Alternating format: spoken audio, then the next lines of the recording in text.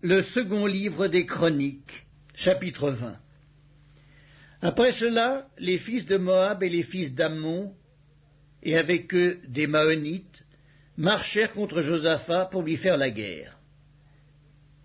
On vint en informer Josaphat en disant « Une multitude nombreuse s'avance contre toi depuis l'autre côté de la mer, depuis la Syrie, et ils sont à Hatsatzon-Tamar, qui est en En-Guédi. » Dans sa frayeur, Josaphat se disposa à chercher l'Éternel, et il publia un jeûne pour tout Juda. Juda s'assembla pour invoquer l'Éternel, et l'on vint de toutes les villes de Juda pour chercher l'Éternel.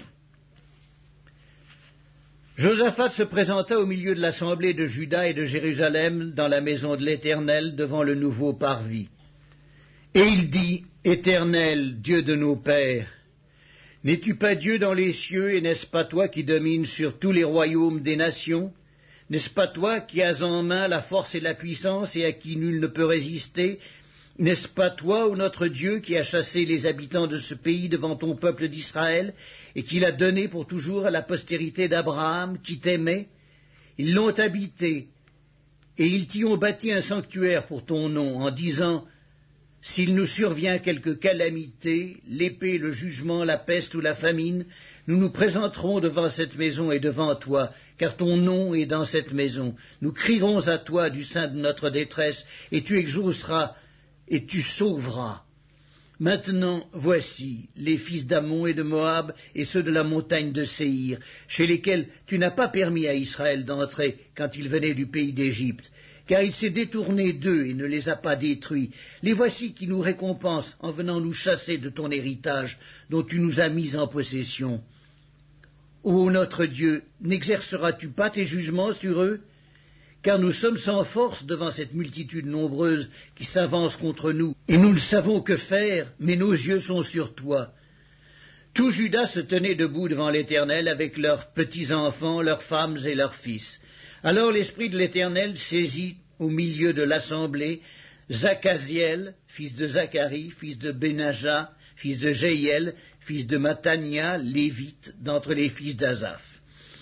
Et Jazakiel dit, « Soyez attentifs, tout Juda et habitants de Jérusalem, et toi, roi Josaphat. Ainsi vous parle l'Éternel. Ne craignez point et ne vous effrayez point devant cette multitude nombreuse, car ce ne sera pas vous qui combattrez, ce sera Dieu. Demain, descendez contre eux. Ils vont monter par la colline de Tzitz, et vous les trouverez à l'extrémité de la vallée, en face du désert de Jéruel. Vous n'aurez point à combattre en cette affaire. Présentez-vous, tenez-vous là, et vous verrez la délivrance que l'Éternel vous accordera. Juda et Jérusalem, ne craignez point et ne vous effrayez point demain. Sortez à leur rencontre, et l'Éternel sera avec vous. » Josaphat s'inclina le visage contre terre, et tout Juda et les habitants de Jérusalem tombèrent devant l'Éternel pour se prosterner en sa présence. Les Lévites d'entre les fils des Kéatites et d'entre les fils des Coréites se levèrent pour célébrer d'une voix forte et haute l'Éternel, le Dieu d'Israël. Le lendemain, ils se mirent en marche de grand matin pour le désert de Tékoa. À leur départ, Josaphat se présenta et dit, « Écoutez-moi, Juda et habitants de Jérusalem, confiez-vous en l'Éternel votre Dieu, et vous serez affermis.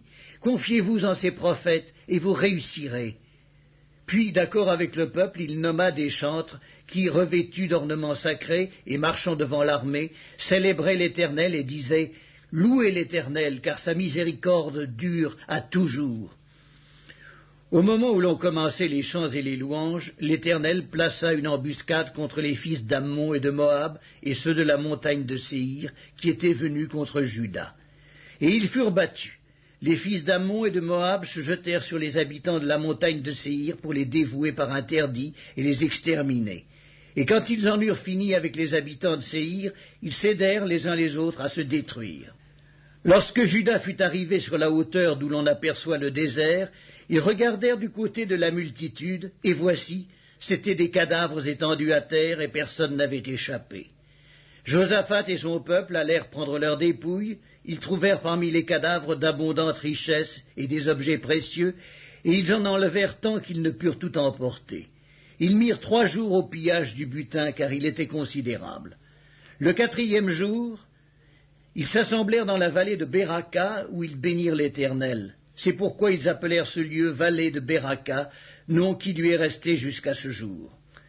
Tous les hommes de Juda et de Jérusalem, ayant à leur tête Josaphat, partirent joyeux pour retourner à Jérusalem, car l'Éternel les avait remplis de joie en les délivrant de leurs ennemis.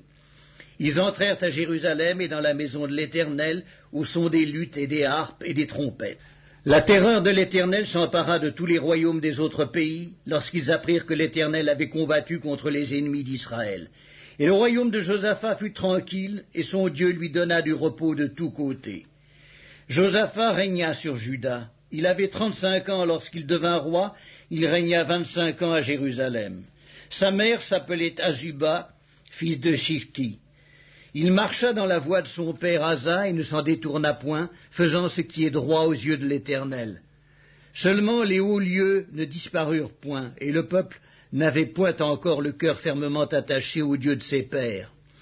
Le reste des actions de Josaphat, les premières et les dernières, cela est écrit dans les mémoires de Jéhu, fils de Hanani, lesquels sont insérés dans le livre des rois d'Israël.